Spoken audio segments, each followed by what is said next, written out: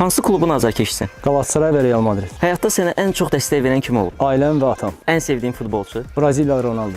Yaxşı futbolçu olmaq üçün 3 əsas amil. Çox çalışmaq, nizam-intizam və düzgün qidalanmaq. Məşqçi olmaq asandır yoxsa futbolçu? Əlbəttə ki, futbolçu. Və heç yerdə eşitmədiyin suallardan biri ola bilər. İş müsahibəsindəki suallarda 5 ildən sonra Real özünü harda görür?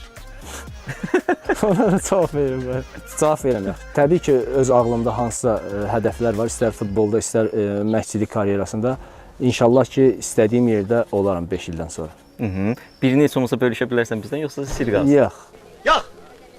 Düz deyirsən. Ya soruşduq məşqçi olmaq asandır yoxsa futbolçu?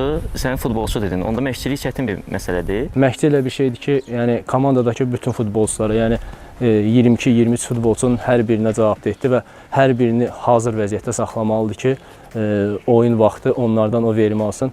Bu baxımdan, bu meyardan əlbəttə ki, məşqçilik çətindir. 2021-ci ilin oktyabr ayından başlamışam məşqçiliyə.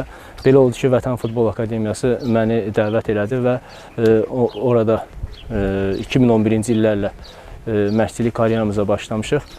Hal-hazırda komandamız Bakı zonası üzrə liderdir, yəni birinci yerdədir. Yəni hər şey məşqçilik üçün də yaxşı gedir.